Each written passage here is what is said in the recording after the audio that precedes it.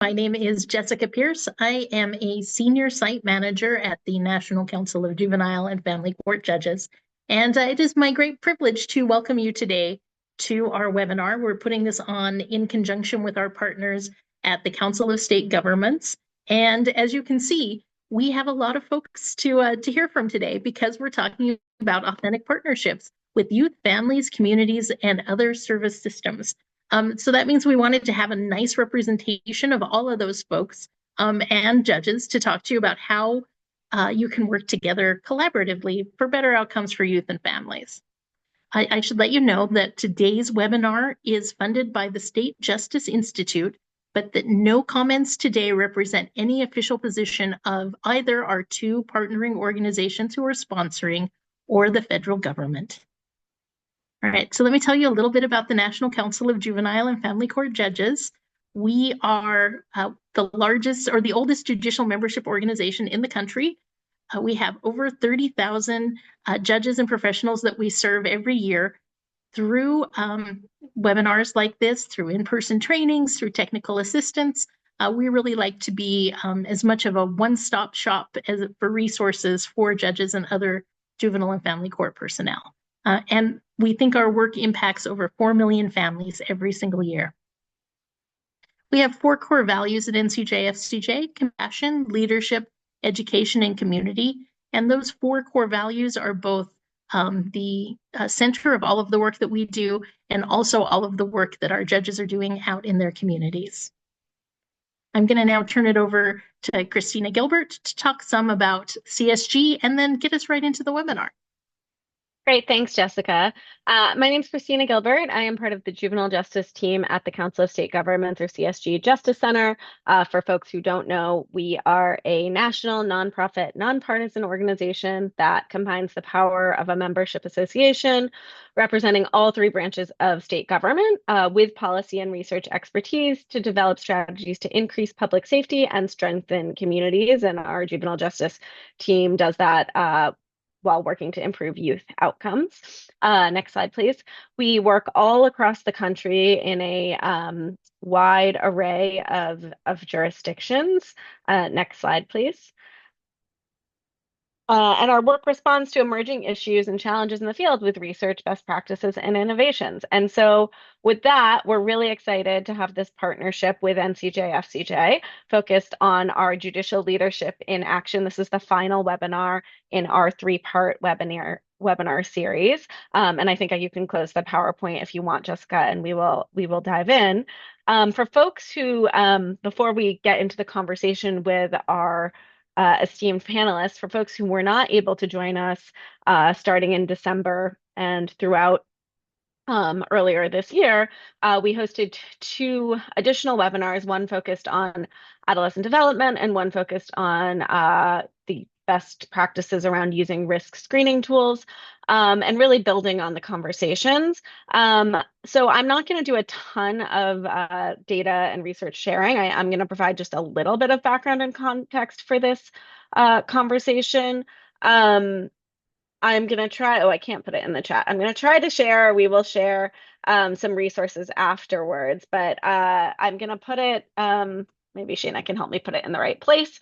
I am going to share some data and research that we put out last summer on navigating concerns on youth crime, violence, and behavioral health. So if folks want more data or more information, they can go there, along with our Courting Judicial Excellence page, which highlights a 50-state study that CSG and NCJ-FCJ put out a couple of years ago, which has resulted in more of this partnership and joint judicial training, working with states, technical assistance efforts, and we're just really, really excited about these opportunities. But with that, I just wanted to highlight a few key data points around some of the sort of underlying challenges happening in juvenile justice systems and juvenile courts across the country right now that make this conversation around authentic partnerships so critical right now. We know that overall, nationally, youth arrests for violence declined 50% between 2000 and 2020-22, and in 2020-22 remained near historic lows. However, in 2022, arrests for homicide and weapons for young people did increase and reached their highest levels in a decade. Homicide and suicide are now the leading causes of death among children and young adults, particularly for youth of color. The most recent FBI data, which is from 2023 and 2024, and does combine youth and adults, shows these numbers falling already. Specifically, it shows declines in the violent crime rate and historically large declines in the murder rate, which is really promising. However, even despite some of these declines that we're already seeing in the data, some locales are responding to the 2022 numbers, whether perceived or actual, depending on sort of where you are, with approaches that are not necessarily based, policy approaches not necessarily based on research and don't always address the root cause of the problem. And we also know that at the same time that we were seeing those arrest numbers increasing, particularly throughout and following the COVID pandemic, that young people have also been experiencing mental health challenges at increasing rates, including significant traumas that may lead to self-harm, family conflict, violence, all of which can contribute to their involvement with the juvenile court systems. And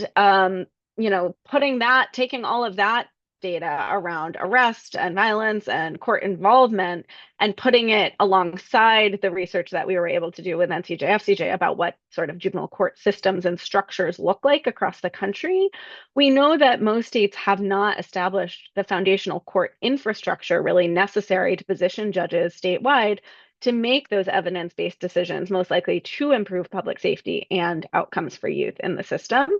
And just a few of these key dimensions include one, a lack of effective youth and family engagement. Requiring and supporting greater youth and family engagement in court proceedings has been found to be really critical in delinquency cases, yet less than a third of states have state laws or court rules that actually require courts to engage youth and families beyond sort of the right to counsel or the right to appear. And fewer states provide any training for judges on effective techniques for engaging youth and families in the process. Two, a lack of collaboration or forums for system improvement. Standing Supreme Court or other kinds of juvenile justice judicial committees can really serve an important leadership role and support and peer sharing function for states. But many just don't have such dedicated structures, or if they do, they're more broadly within family courts and really just focused on child welfare. These kinds of cross-system stakeholder collaboratives can really serve a critical role in helping judges, especially judges who may not specialize in delinquency cases, but really all judges who work with young people more effectively coordinate existing services, address service and system gaps, and really play a leadership role in coordinating those efforts across the systems that young people touch within their states. And three, inadequate tools and training and support for judges and judicial officers.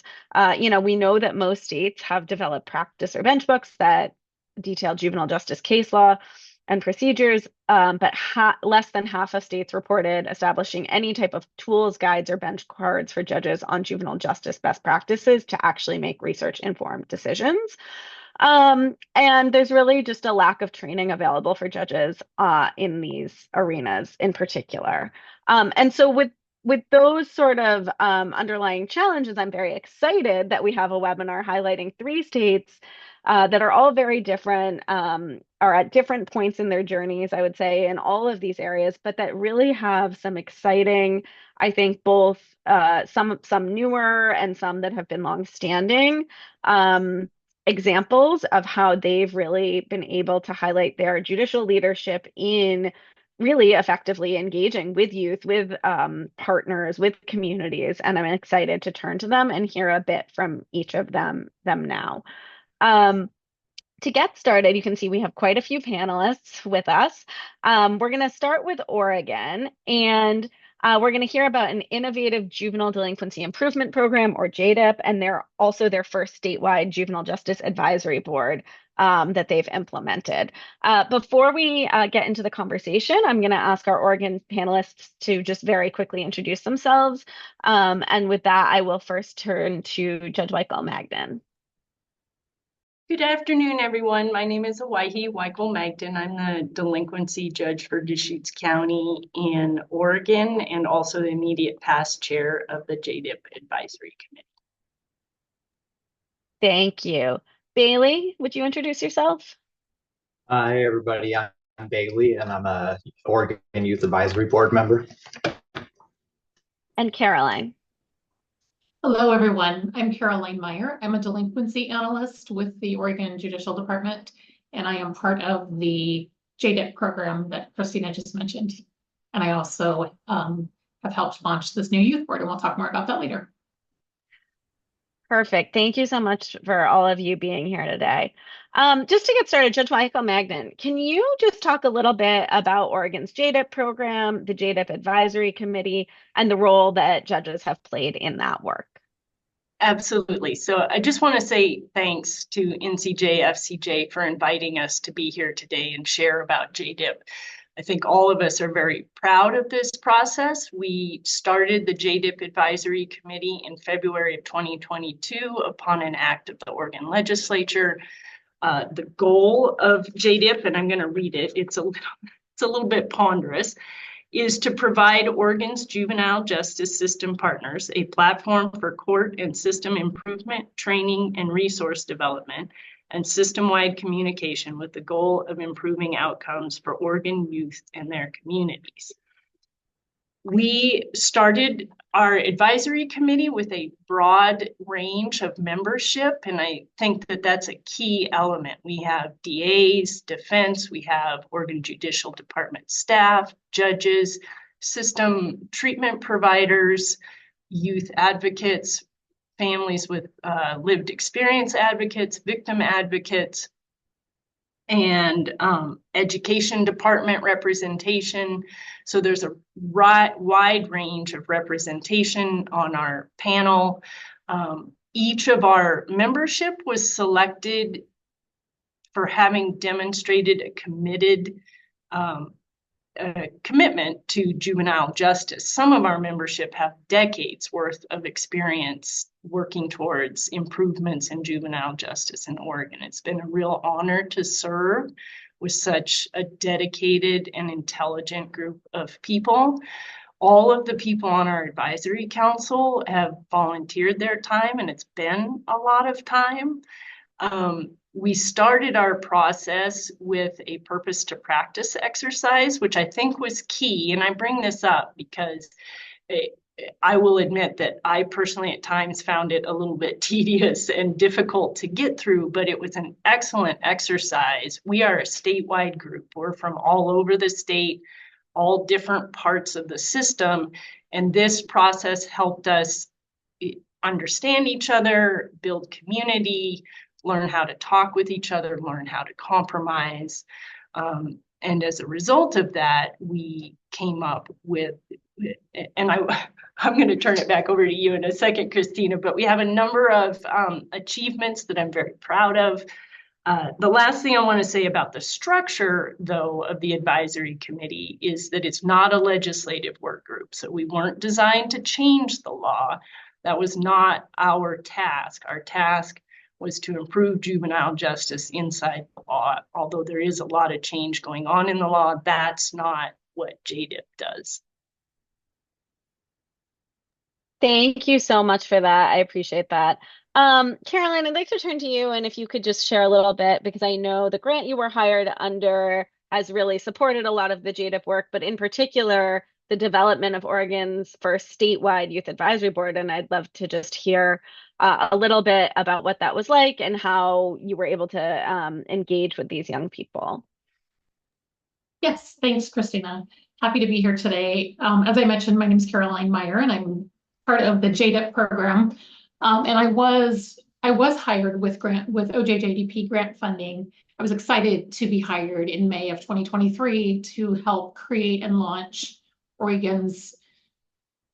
I mean, there's different types of boards that have youth involvement, but my understanding is this is really our first all youth with lived experience board in Oregon. So it's very exciting.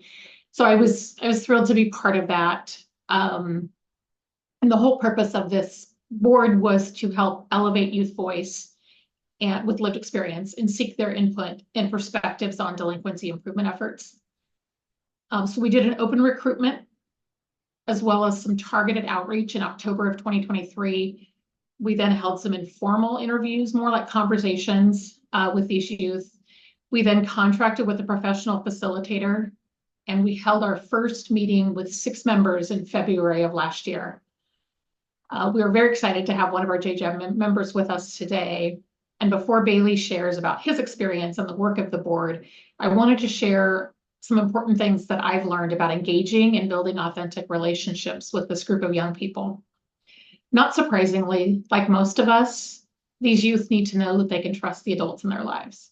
Understandably, they came into this experience being somewhat skeptical, as they may not have been able to trust all the adults in their lives. I had one young person ask if I was working for his probation officer. I had another person ask if the board was optional or if he was required to do this for his case. So I had some work to do to really overcome some of these concerns. It took a few months of me maintaining regular contact, explaining who I was, continuing to explain who I was, before these individuals started to trust me. They started to notice that both Kara and I, Kara was the professional facilitator, we really did show up and do what we said we would do. Things like checking in with them before and after meetings, sending them reminders of meetings, and making sure they received payment following meetings. I just kept asking if there was anything they needed, asking how we could help support them. And once they started to feel more comfortable with me and Kara and with what this board was all about, I saw a difference in them. They started to relax a bit and more so as the meetings went on. And we were able to have some really great substantive conversations about their experiences. And I'm excited to have Bailey talk a little bit more about that. So happy to turn it back to you, Christina. Thanks, Carolyn, and thanks so much for sharing your own experience as one of the adult facilitators, and that it's an evolution and an ongoing learning process for all of us. Bailey, thank you so much for being here. We would love to just hear from you a little bit about the JJAB and how you first got involved and what your experience has been there. Yeah, so when I first heard about the advisory board, I was actually still in custody. I was in an Oregon Youth Authority transitional facility, and we have these meetings and they give out announcements at the facility. And one week we had gotten the flyers from JJAB and that there was an advisory board that OJD, Oregon Judicial Department, was putting together, and they were looking for applicants. And I read through the flyer, and it was pretty interesting, and it seemed like a good opportunity. I went and filled out the online application, and it was I was like Caroline said, it was a few months later. She reached out, we had a meeting just to kind of meet face to face over Zoom. And then a little later on, we had kind of like an informal kind of interview, just talking about what the board would look like and what we'd be tasked with and kind of logistically how it would work out. And then in February 2024, we had our first meeting. And yeah, that's kind of how it came about. Thanks, Bailey. And can you talk both a little bit about sort of what types of activities and projects that you and the other board members have been able to work on? And also, it sounds like you and the other board members were able to shape that a little bit and contribute to sort of your own priorities. And I'd love to just hear a little bit more about the types of things you've been able to work on. Yeah, I think at first, we're kind of trying to see how we could give our lived experience insight into something that would contribute positively to change, or how we could take that and turn it into something. And so it was kind of just like open-ended discussions, and then there was some we would take some polling so Caroline could have something that she could really quantify and pass on. And we were working with not a whole lot of time. There was like a meeting a month for an hour and a half, and they ran from February to June. And what it ended up being, how it ended up being was we had 5 suggestions that we kind of passed on to Caroline actually had me and another youth pass on at one of their quarterly meetings, I believe. And some of them was similar to something you were saying about judges earlier engaging with families, and youth was motivational interviewing concepts and like courtroom role play scenarios to where they could engage positively in a healthy way with the youth and their families. And another thing we talked about was how important that support for the youth was in whatever situation they were in, and how for a lot of the youth at court, it was difficult for their families to show up. So another suggestion was specific dockets on specific days of the week, maybe trying to lengthen the hours, do later hours. And I think the most important thing, though, which is going to be the focus of 2025, is a juvenile justice handbook, because it was pretty surprising that there's a lot of different situations the youth can be in the juvenile justice system, but kind of across all of them, the lack of knowledge about what was going on for the youth was pretty surprising. So I think we want to put together a handbook that can just shed some light and give information, and hopefully put, the youth at ease, and kind of cover as many different situations as we can, and figure out how to do that. Because there's some kids dealing with county stuff and foster care stuff, and some kids dealing with the state. So that's our focus, is to develop the handbook and find a way to cover all those things. Thanks so much for sharing that. It sounds like you had an opportunity to develop your own recommendations and priorities, and to have them heard by this larger group. Throughout the process, whether it was from Caroline, we heard from her about her own learning process, or these other advisory committee members, to the extent that you engaged with them. In what ways did you and the other youth, to the extent that you are able to know, and I'm sure that you have heard from them as well, in what ways did you feel supported by the other adults and the other stakeholders that were part of these committees? So one of the big ways is there were a couple kind of events that we were a part of. One of them was talking to a group of Marion County juvenile judges, and there's a youth panel that me and two of the other youth were on, and kind of just being in a room with all the judges, and they're in their kind of normal clothes, and they're asking us questions, and they're really listening and valuing what we're having to say was pretty impactful. And I think we all kind of left that like a little bit surprised, and in a positive way, that we saw them in a different setting, and there's people, not that we're opposed, but kind of on the other side of things, that there's others that also want to like continue to make progress and create positive change in the juvenile justice system.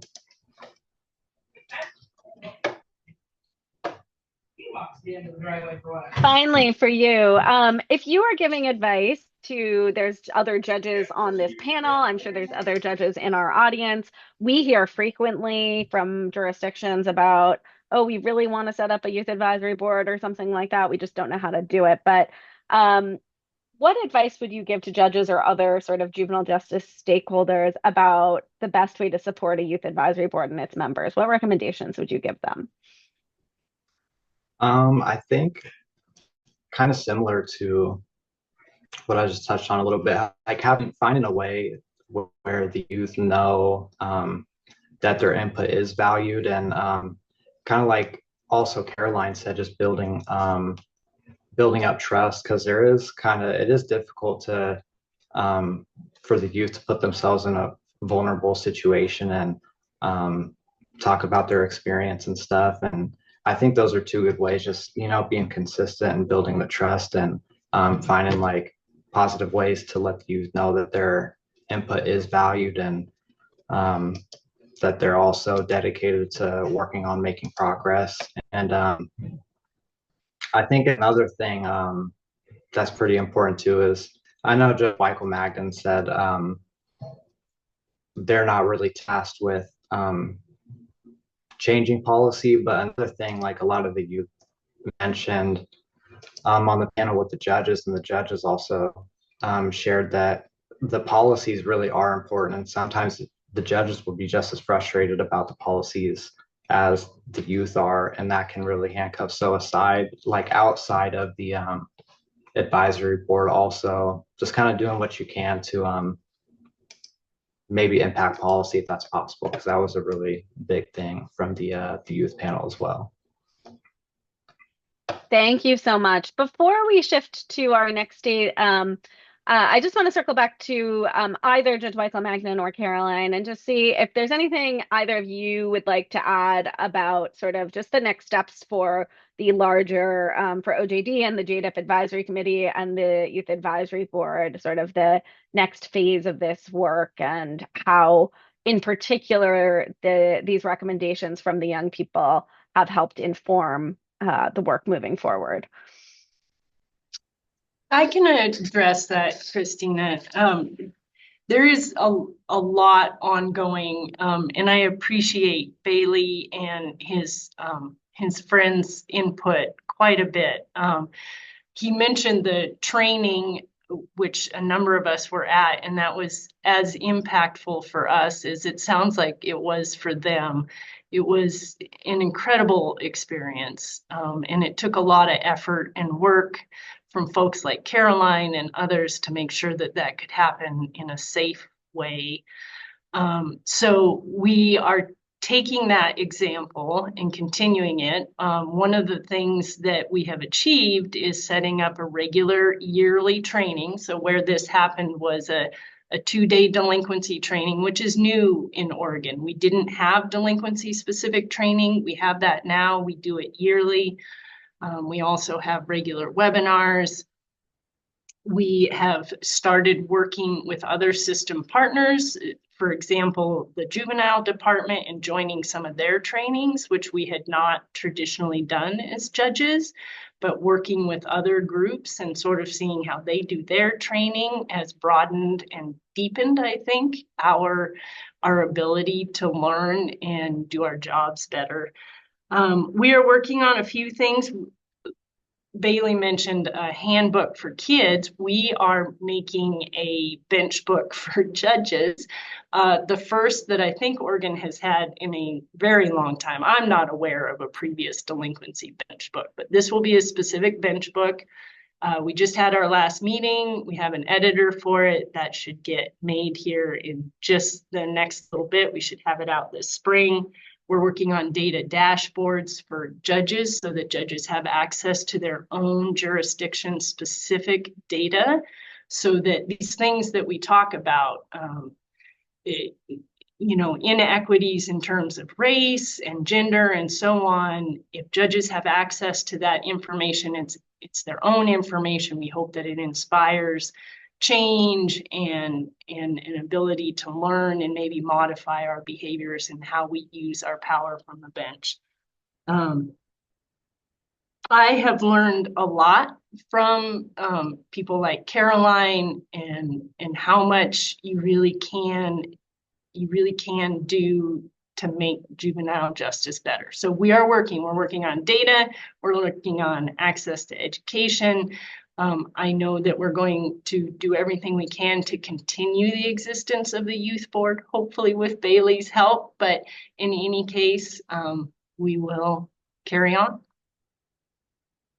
Well, thank you so much to all of you. I think the Oregon JDIP, for folks listening who are familiar in your state with a court improvement program, a CIP, which every state has and is federally funded. Oregon's JDIP, while it was created by, I believe, statute, yes, in Oregon, it did sort of it was modeled after the court improvement program. And so I think it was the first that we had ever been aware of a couple of years ago, and is a really interesting model to look at. And so I encourage folks who are listening to reach out to either us at CSG or NCJ-FCJ. We've been working closely with Oregon throughout their work through these processes. But I think we've seen, and you just heard about a number of ways that they are actualizing things.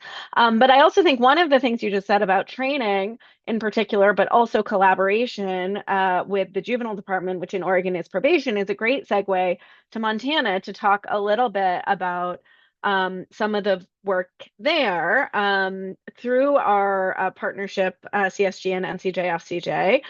Oregon and Montana were both 2 of 3 states where we conducted a delinquency court assessment a couple years ago, and then worked with the states to convene a group. In Oregon, they already had this established structure. In other states, it was put together in Montana in large part by leadership from Judge Parker, who we'll hear from in a moment. But one of the things we found in Montana was that 90% of cases, of juvenile justice cases, were handled informally by probation and never even saw a judge. And so while probation was at the table to begin with, we realized early on that we all needed to have more of a conversation about what that collaboration looked like. Montana has also really been a leader in some of the conversations over the last year that I've seen in engaging cross-system conversations between the courts, with child welfare, their youth mental health bureau. So we're just really, really excited to be here and be joined by a few folks from Montana, and I will let them introduce themselves and then get into the conversation. I will first turn to Judge Parker if you just want to say hello and who you are and where you sit. Christina, thank you. My name is John Parker. I am a general jurisdiction judge in state court located here in Great Falls, Montana. I am currently president of the Montana Judges Association and secretary of the NCJ-FCJ. Thank you. And next I'll turn to Tom Biltine. Excuse me. Afternoon, folks. Tom Biltine. I'm the Youth Court Services Bureau Chief with our Office of Court Administrator. Oversee our Youth Court Services program as well as our Court Improvement program, which I think will add to the conversation here a little bit down the road on how we've been able to affect some of the things we've done so far. And Justin? Good afternoon, everybody. My name is Justin Geese. I'm a clinical social worker and a program advisor under the Court Improvement Program. Excellent. Well, thank you so much. I'm going to start with Judge Parker and just ask, the title of this series of webinars is Judicial Leadership in Action. So I just want to see if you can share a little bit about why and how you really champion the assessment, and of Montana being one of the 3 states that NCJ, FCJ, and CSG came into in Montana, and just what that looked like. Well, thank you, Christina. For me, this all started with a phone call from Joey Orduña Hastings, who's our CEO of the council, and she let me know about the 50-state study and the opportunity for some deeper on-the-ground work in Montana. And I instantly was taken with a sense of opportunity in terms of what could happen for our state in terms of so much more than one set of guest speakers at a conference who we never heard from again. And it has panned out beyond my highest hopes. Joey got me in touch with Christina right away and some of her partners at CSG. One of the first things we needed to do to get it off the ground was to get a leadership commitment from our Chief Justice and our Supreme Court Administrator at the time. 2 phone calls later, that was in place. So people were ready to take this on. And now, several years later, we've had a number of substantive on-the-ground trainings in Montana for the juvenile probation officers. We had interlocking trainings where colleagues from the Montana Judges Association got to think through and talk about juvenile justice with Christina and Tom and some others. We had Montana judges presenting as well as judges from out of state who came in from the council. So it's really been substantive and engaging. And like Christina said, there's so much energy around this. For us, because we're general jurisdiction judges, it's also giving us a chance to form a link between our juvenile probation officers, who really are the backbone of youth court in Montana. They handle juvenile justice all day, every day. We have district court judges like myself who care a lot, but the youth court docket is one fraction among others of things that we handle. So having that solid handshake between people who know the program and people that want to know more, that are wearing the robes, it's been a powerful event to say the least. Thank you so much, Judge Parker.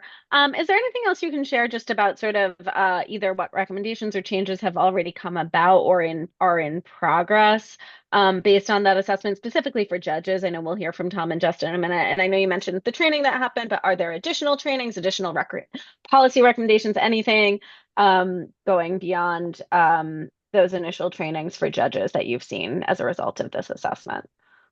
Well, thanks. The next major recommendation that's underway is through this process, thinking about some best practices that were identified in the 50-state study. We thought about one way to make it operational and tangible that fit Montana is we proposed the creation of a juvenile justice coordinating council. So there'll be something semi-permanent or hopefully permanent coming out of this for years to come, and a springboard for my colleagues to get some of the trainings I've been lucky enough to have. I think for a more substantive, deeper take on that, we're probably going to want to hand the microphone to Tom and Justin because they've really made a time investment here. So thanks again. Thanks, Judge Parker. Yeah, and I'd love to turn it over. Tom, Justin, I know we all talked, and I'm going to let the two of you sort of decide who wants to answer first.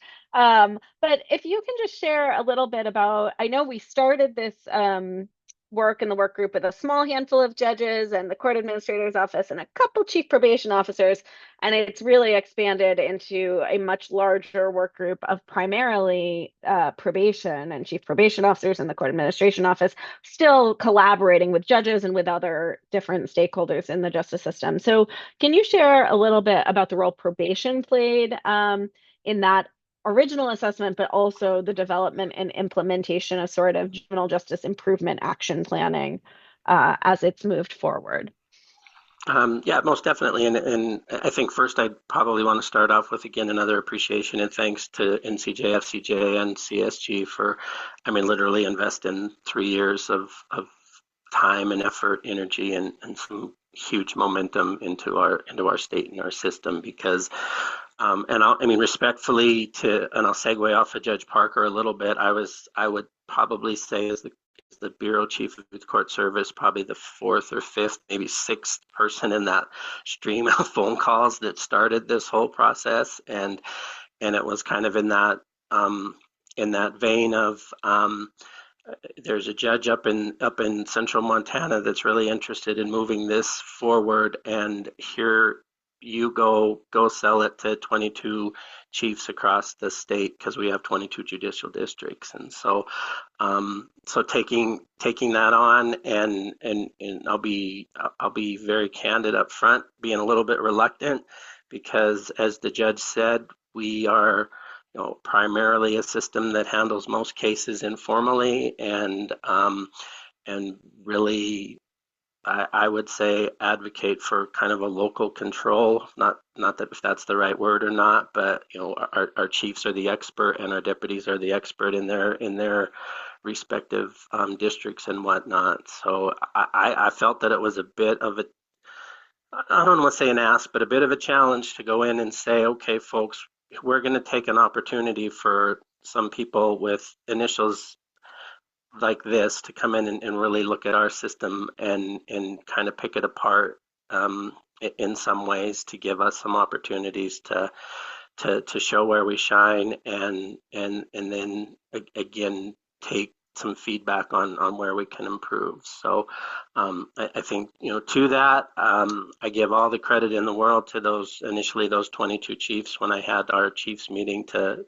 put this out there, and they were my recollection is what if we're going to do this, we're going to do this right, and we're going to do this with a forward vision looking thing in place, and that it's not going to just be a year-long listening session where we do the minimum and go through the mechanics of that we want to have some sustainable plans in place to that. So I think kind of expanding on those things, that's where I really jumped in both feet with this based on the feedback and the responses that we got from that initial meeting when I put it out there to our chiefs. And as Christina knows, if you don't stop me from talking, I don't stop. So I'm going to pause there to make sure that she has time to to guide me into other questions. But that in itself was kind of why we're where we're at right now, because I got buy-in from our chiefs, and then subsequently the field staff on the ground that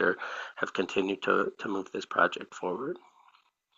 That's great. Thanks, Tom. And, I've had the privilege of continuing to work with all of those work groups for, the last year or so, and really seeing that not just the work groups, but also when we talk and think about sustainability, the role that Justin has played and will continue to play, and, how you have helped shape that a little bit. So I'd love to hear from you, Justin, a little bit just about sort of the what's next, where the work groups are, what's been established, and then from you and or Tom about sort of that sustainability piece and how you're finding momentum there. And maybe a little bit, we talked in the beginning about the court improvement program, and how you're kind of looking at your own court improvement program, as well as I know you've learned a lot from Oregon's JDIP and thinking about, none of this is a cookie cutter approach. What works in Oregon isn't going to work in Montana, but how can you maybe take what works and tailor it to your own needs? Thanks, Christina. We're figuring things out as we go, and that's been part of the joy of this, is just seeing how we can manage our own resources within to really provide improved services. So to kind of go back a little bit with after getting the buy-in from our 22 chiefs and administration is after this assessment was done, identifying those key areas of improvement, about 8 or 9 key areas that we've been able to dial down into what Tom had referenced and Christina's referenced with our work groups. So those are focused on collaboration, data, court processes and procedures, and professional development.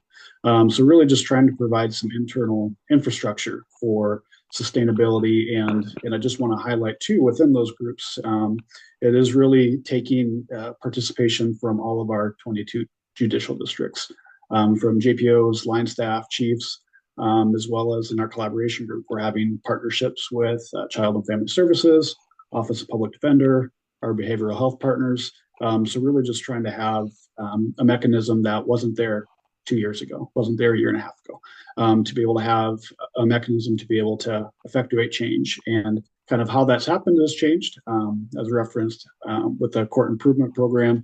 That seemed to be that, to use Tom's words, kind of the path of least resistance to be able to build in and integrate some of that sustainability. Because when I started this project, I was still a deputy juvenile probation officer, and then transitioned to doing some more program management, if you will, of our 4 work groups. And now in this past year, being able to integrate that in with our court improvement program to focus on juvenile justice and cross-system care. Thanks so much. Before we shift to Pennsylvania, I just one last question for, I think maybe for Tom, but Justin, feel free to, or Judge Parker too. One thing that I know has been maybe less formalized, but I have been really impressed with over the last year in Montana is the conversations across systems between probation, the judges, but also the youth. They have a children's mental health bureau, child welfare system that as part of our assessment, something that we found, and we have found in many, many states, is there's just been this real sort of dearth of mental health services for young people, but also a lot of finger pointing across lines, especially at the line staff level of it's your kid, no, it's your kid, or we're overwhelmed, you're over, that kind of thing. And what we found was, and we also know just nationally, and I don't have the data like at my fingertips for Montana, but we know that there are many, many young people that are involved in both the child welfare and the juvenile justice system, particularly in Montana, where you have general jurisdiction judges. They certainly are seeing the same families. And so I feel like you've been really able to engage those other system players, both at the state sort of administrative level from where Tom sits, getting his counterparts in a room, but also, the counterparts for the chief probation officers, the line staff, and really to be able to start fostering some really effective, I think, not just conversations, but conversations that have contributed to policy recommendations to really support young people across the board, rather than just in this siloed sort of my part of the system. So I don't know if you can share anything about, what's made that more effective or not. I'll take a shot at that, and then if Justin has anything else too, because that's, I think from my perspective, that's really been a part of the big aha moments, because again, sort of honoring and respecting kind of our decentralized approach to youth court probation in the state and in those 22 judicial districts, and I think again, kind of having come from that as a deputy and a chief before getting this position, I think for the most part, those districts, those people are getting it right.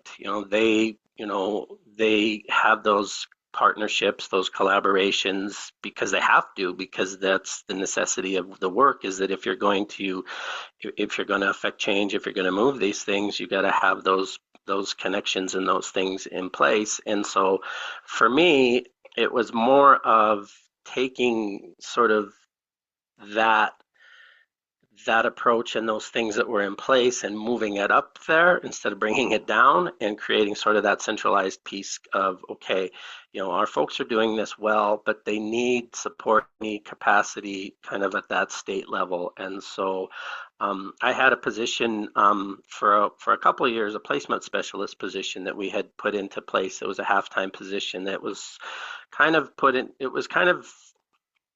the initial envision was to help be a support and a conduit between placements as we were starting to lose programs and state facilities and that, and having somebody out there that could go out and basically vet programs and placements out of state, because we didn't want to be sending young people to places that we didn't at least have some eyes on and whatnot. And so kind of fast forward, one of the things that was really driven by these work groups was that position could do so much more, and we need so much more from it, that they again challenged I call us the Crystal Palace, the bureaucrats, the folks in Helena, to say, take that position and do something with it that really makes a difference with regards to how we can coordinate with our systems from there. And so that's one of the, kind of back to that collaborative piece, is where I've really seen a big impact on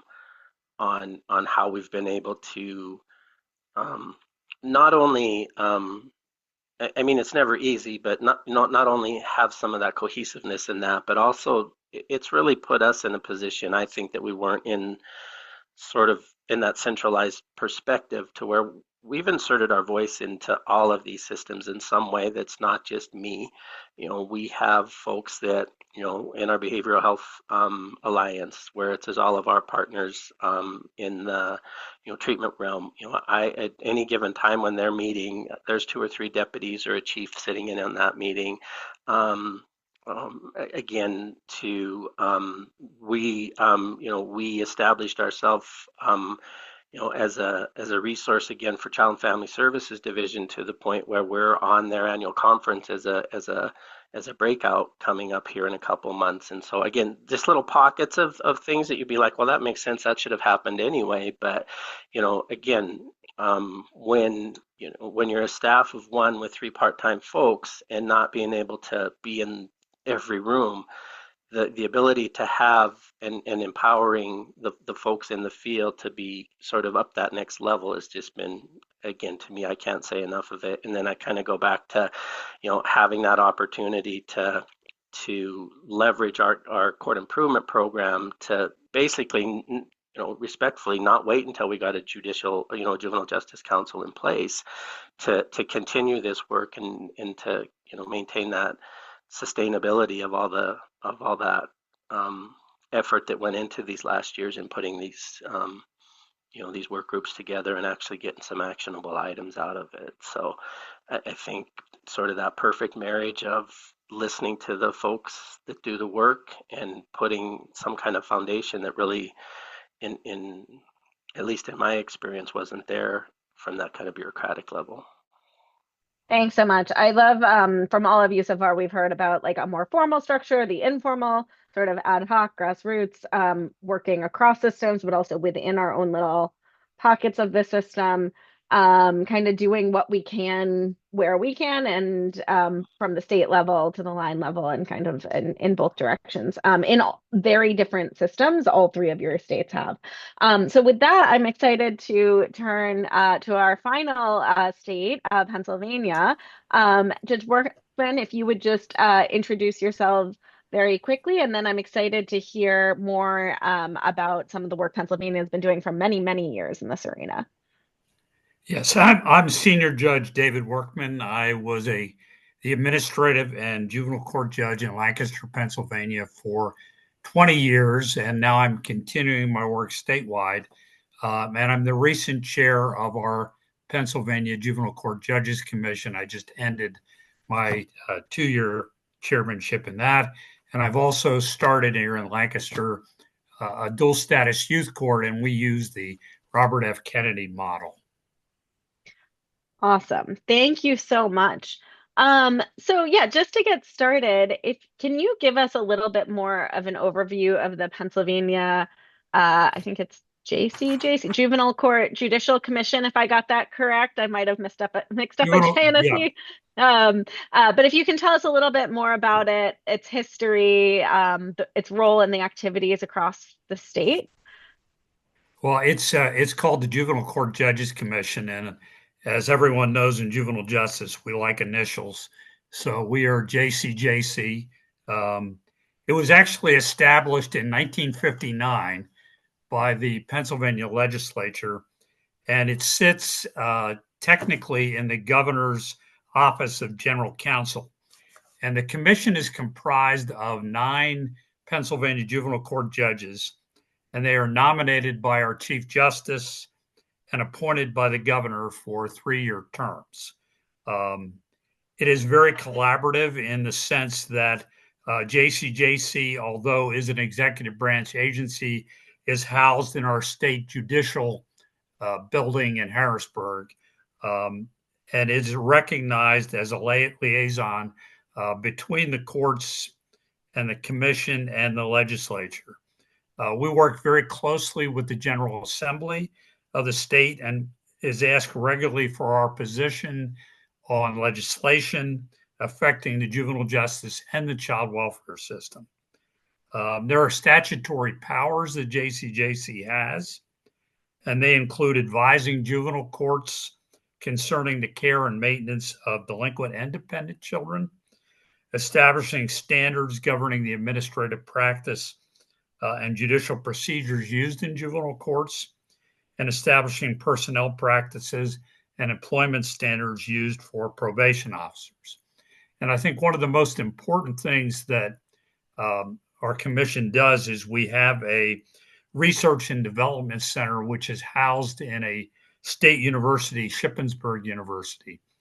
And it houses a system that we call JCMS, which is Juvenile Court Management System. And it collects and analyzes data in every dependency and delinquency case, but more delinquency cases in Pennsylvania. And it assists us in what we have called JJSES. So when I told you about initials, I was serious. We have a lot of them. And that's the Juvenile Justice System Enhancement Strategies, which are evidence-based programs that we have established in all of our 67 counties and have taught judges in things like motivational interviewing, detention risk assessment instrument that we've developed, the youth level of service and trauma screens, which help us in establishing what kind of needs that the youth have. And we also make these recommendations for these type of programs statewide. And we publish the juvenile court data. What I find very helpful for each jurisdiction is they've given access to the judges for what we call dashboards. So the individual data is available to us. And we have a number of years of data in Pennsylvania, so we can establish clearly what our recidivism rate is, and gives us a lot of insight as to how we can move forward in developing programs. The commission also administers what we have is an annual grant that is provided by the legislature to the different counties for helping to pay probation salaries. The commission meets 5 times a year, and is basically funded through the General Assembly. And we have actually 40 staff, 40 employees, split between their administrative office and also the office at our research and training center at Shippensburg. I heard that Oregon has developed a bench book. We've also done that. In fact, we just had our first 8-year update of our bench book that we just completed. And we sponsor regularly judicial education. And in May, we're having our 5th Juvenile Judges Academy, where we spend 3 or 4 days, especially with new judges, and talk a lot about the system and the elements that are made up with it, and help them implement some of the programs that we are working on in Pennsylvania. We also hold annually a Pennsylvania Juvenile Conference in Harrisburg and a judicial training as part of that conference.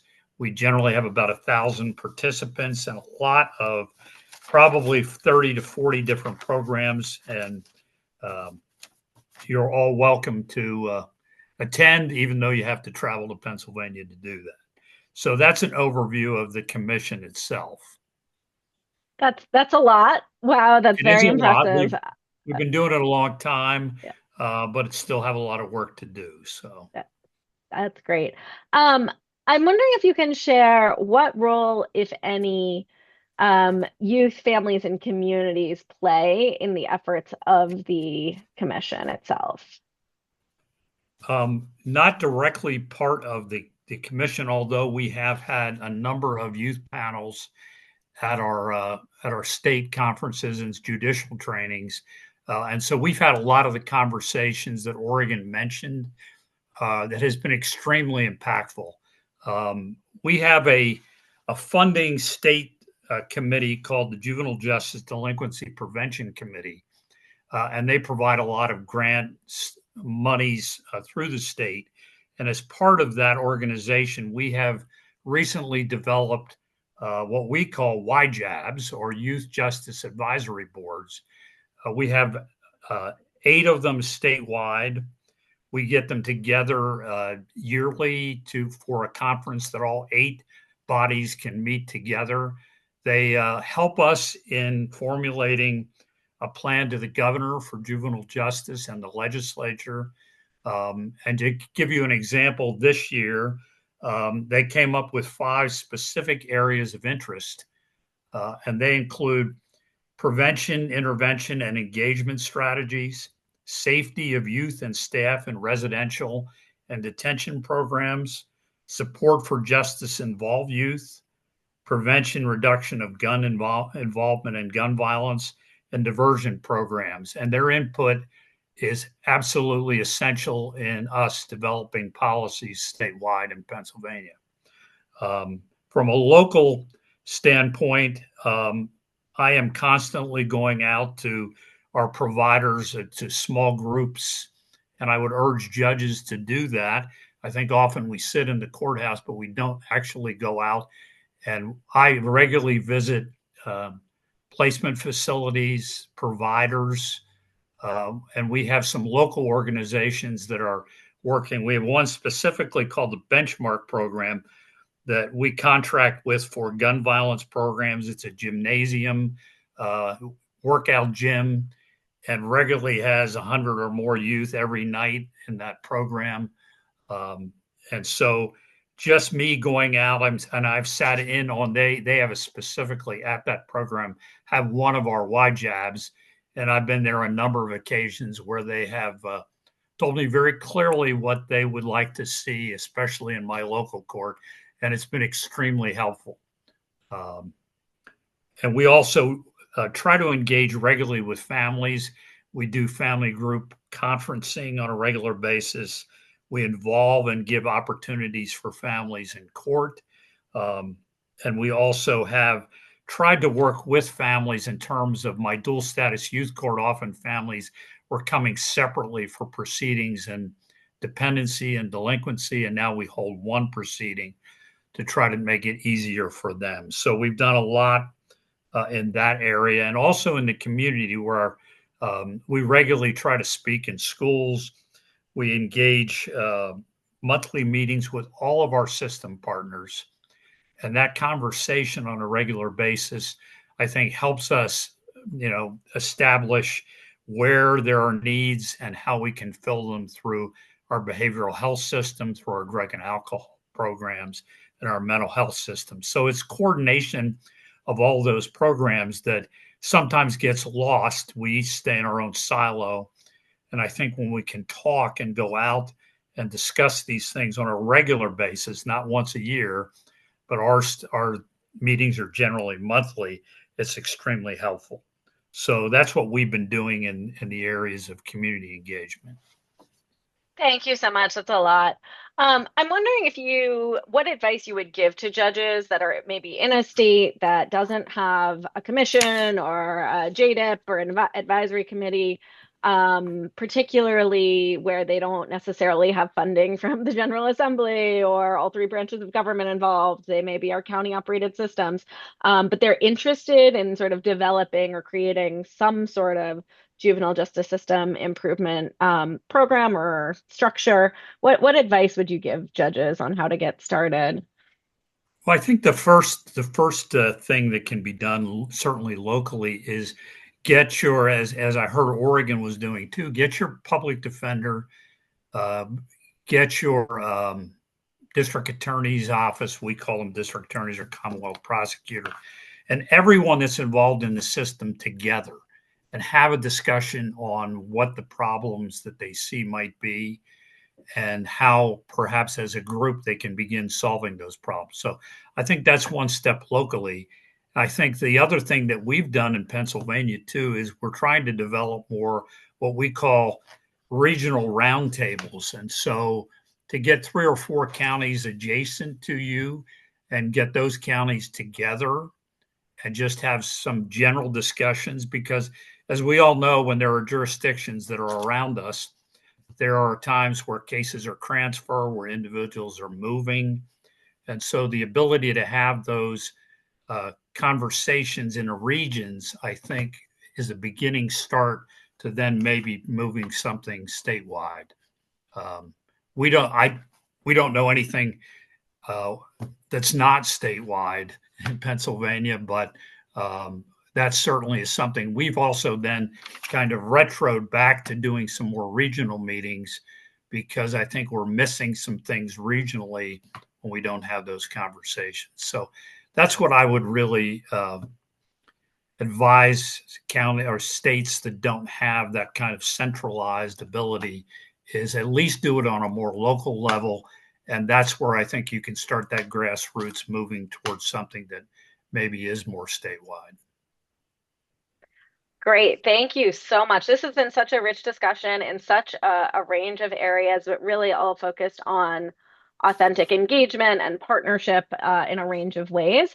Just to wrap things up before we turn, we do have some time for audience questions if there are any, but before we get there, I'd love to just kind of go around and ask each of you if you could give just, if you know, 1 or 2 additional recommendations or reiterate something you already said, specifically for judges who are interested in enhancing their leadership role in any of these arenas, whether it's creating a system improvement structure, engaging with young people, creating a youth advisory board, or in any other ways, or enhancing their collaboration with other systems. What, just rapid fire, 1 or 2, if it's an aha moment or a recommendation or your own learning experience, 1 or 2 things you would say.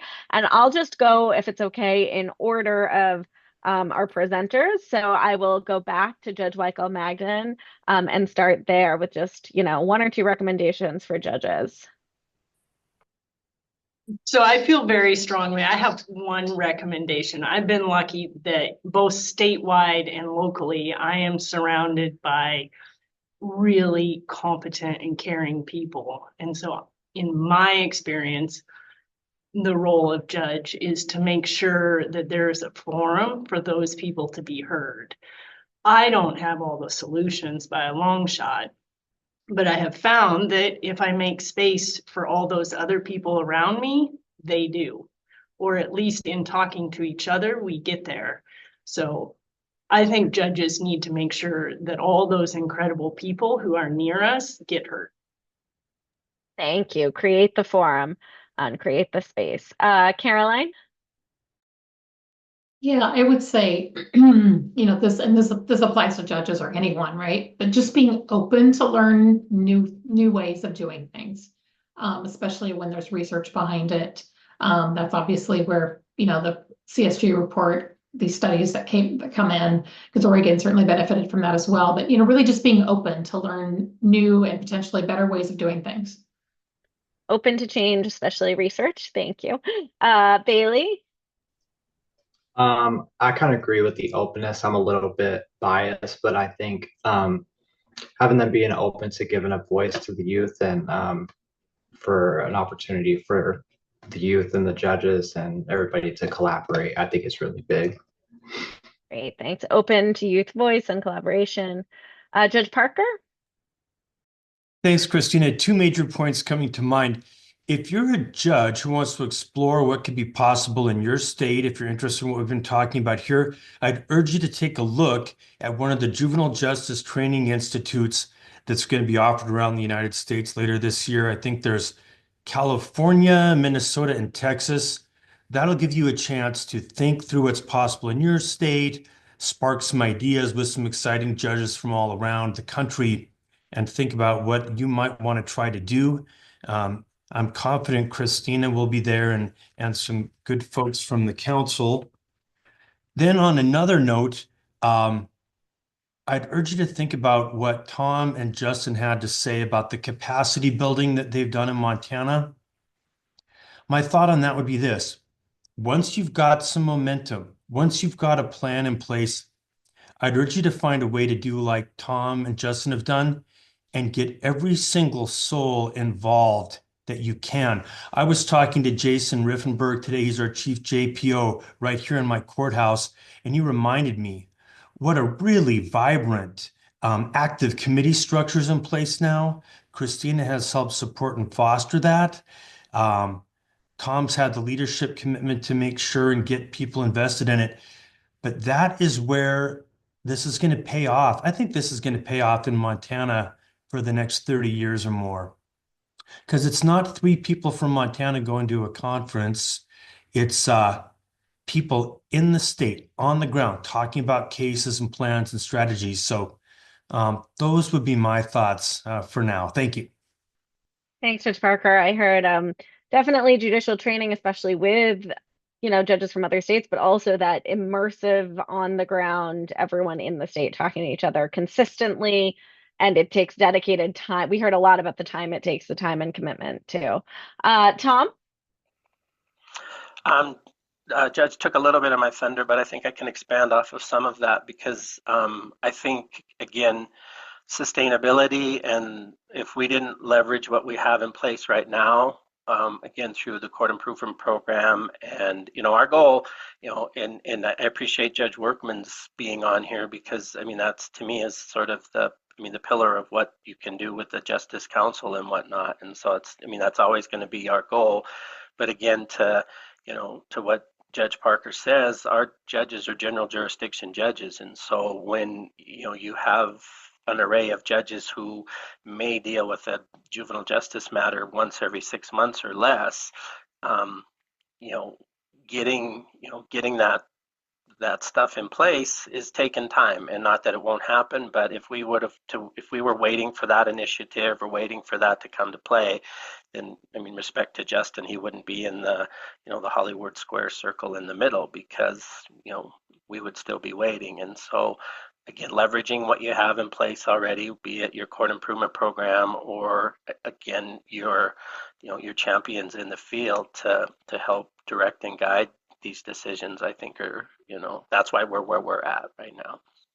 Thanks, Tom. Sustainability, and when a judge from Great Falls says, "Hey, I got an idea," you listen to it and embrace it and get super excited about it. Sustainability and having those judges as champions. That's great. And finally, last but not least, Judge Workman, any additional recommendations you would give? Well, I think I said some of them, but I think it's really important to get out in your community as a judge. you know, engage families, engage youth, engage the programs that you're involved in. And then second, get involved at a state or regional level if you can. Um, you know, Judge Parker was that voice that started things, and I would urge any judge to hear that call and start, because if you open your mouth, you talk to the right people, you can get things moving. And I also will put in a plug. I've been a member. I got a sorry who's ever looking at my dues. I still have to pay this year, but the National Council of Juvenile and Family Court Judges have been a great resource for our state also, and I'd urge judges to consider being members of that. So. Thanks so much. And it was not last. I'm so sorry, Justin. I did not mean to skip you. I had your name written down. Finally, Justin, I'm going to look, make sure I didn't skip anyone else. Any additional recommendations you would give judges? I was hoping that was a happy accident, but I would echo what everyone's already said, and just encouragement to leadership, whether you're a judge or a leader within a probation department, is just be open and willing to explore change. That's not going to happen easy, not going to happen quickly. Just have an open-mindedness regarding exploring what that could look like. Well, thank you so much to all of our panelists. I'm so thrilled to have heard from all of you. Even though we have been working with all of you for a couple of years, I always hear something new. I love hearing how many different types of ways there are to engage in different types of states, and I'm hoping that you will all hear from folks who are on the panel. I don't know if there are any questions or if folks have the ability to just unmute themselves, but I'm going to turn it over to Shayna to moderate that, and we can see if we can have questions. So we can go ahead and have participants post questions in the chat. I do see we already have a question, and I do believe this is for Judge Workman from Pastor Rudy Trujillo. I hope I'm pronouncing your name correct. Was asking, what was the name of the gun program? The gun diversion program that I mentioned was called the Benchmark program. Okay. And it's located in Lancaster, Pennsylvania. Perfect. And participants, if you have any questions, feel free to type them into the chat or the Q&A function.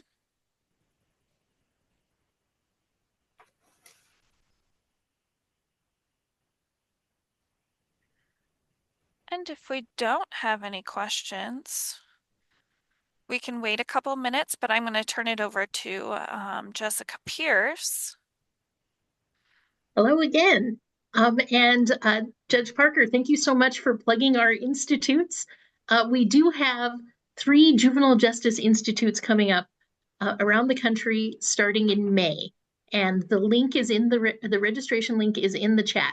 These are 3.5-day trainings, and they're really designed for any judicial officer. So if you're a general jurisdiction judge and you want to know more about juvenile justice issues, you should definitely come. We had several Montana judges join us at the last institute.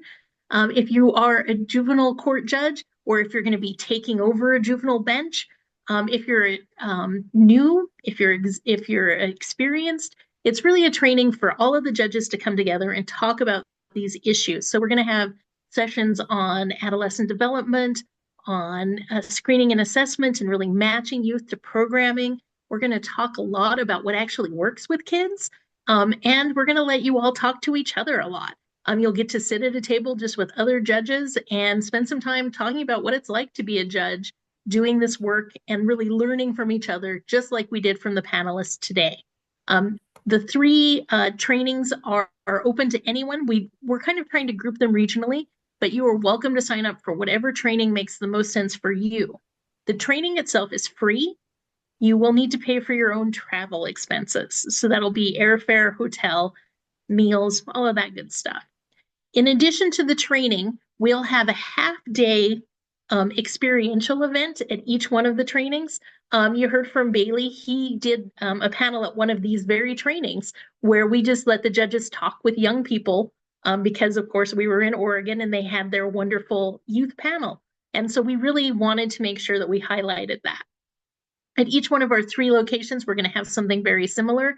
When we're in Anaheim, California, we're going to go visit actually a young adult court, which was started for youth in that 18 to kind of 24 range who need something different than the teenagers, but need maybe something different also than from, folks over 25. So we have a lot of different stuff in store for you. I really encourage you to check out the link and think about signing up. Thanks so much. And it looks like we have a couple questions that have come through on the chat. The first one is from Sylvia Randolph and asking, how is the judicial interview? Oh, goodness, I can't talk. I am so sorry. How is the judicial interviewing worked? So I'm not really sure, Sylvia, who you were aiming that question towards, but if anyone can answer that, I would greatly appreciate it. I'm willing to take a crack at it unless Judge Weichel, Magden, or Judge Workman would like to go first. Okay, I'll do a quick answer and we'll see what others want to say about it. To me, the motivational interviewing is the idea that we really shatter that fourth wall between the judge and the juvenile. Sometimes I think this idea came to us from drug court, but you find yourself over the years breaking away from an idea where the adult criminal defendant or the juvenile is treated like an ornament who can only be spoken to through their lawyer, and you treat them like a human being who matters. I had a case in my court today, a juvenile detention review hearing. I've got a young man, allegedly, of course, he's innocent until proven guilty. He's allegedly involved in gun violence. And I let him know I can't lower his bond right now till there's a program in place. But then we get talking, and he lets me know about a job he wants to apply for. And he lets me know he wants to go to college. And now we're talking about his life, and we're not talking about him being branded as what people say he did. We're sparking his fire and talking about what he can do and what he can put on the table as a person. So to me, that's the power and potential of motivational interviewing. And again, I want to give it up in particular for our JPOs here in Great Falls, but also around Montana.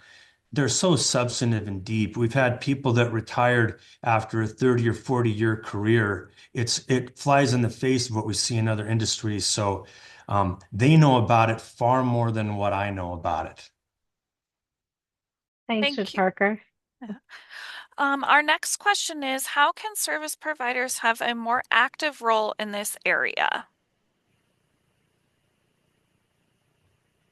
I'd love to hear from others. I'll let Tom jump in, and I will just say from our perspective, when we convene these sort of multi-stakeholder task forces, we are not always successful, but we encourage states to include service providers in the conversations and as part of the sort of advisory committees. We also try to conduct, when we're doing any sort of assessment, listening sessions with service providers in communities and have those help inform the conversation.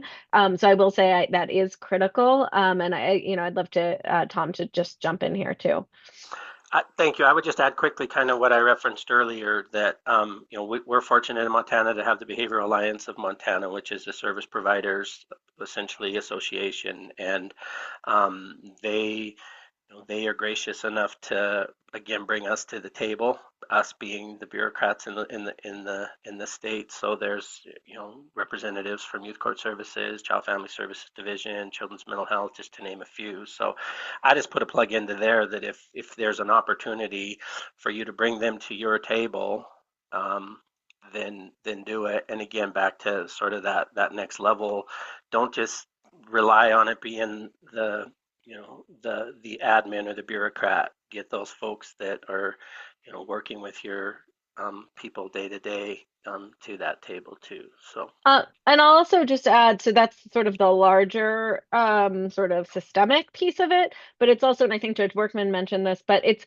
visiting the programs, right? Judges visiting the programs that young people are participating in that are in your communities, probation officers visiting those programs that if there are community-led programs that might be serving young people, building relationships. You hear about a good program in a neighboring district that maybe you don't have access to, but you want to set something up in your own jurisdiction. So it is, and I think it's a two-way street. So for service providers are on here finding ways, like Tom said, invite folks in, but also for the system players, it definitely goes both ways. Thank you. And we have another question. Can we hear more about the Gold Status Youth Corps?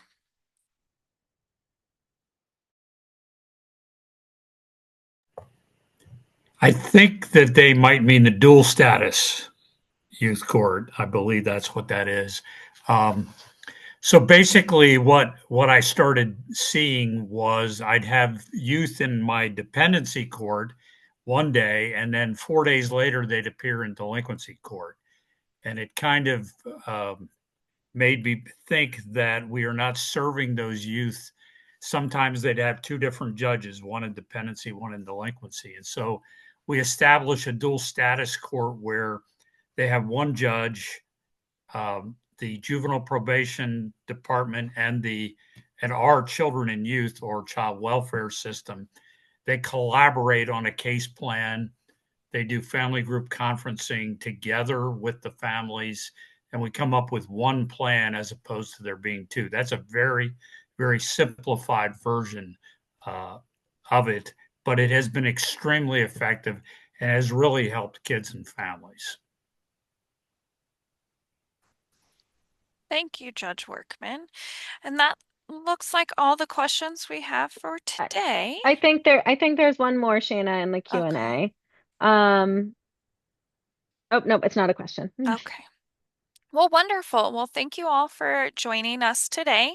A little bit later on today, I'll be sending out the recording of this webinar to all of the participants.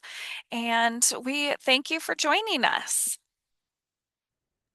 Thank you so much, everyone.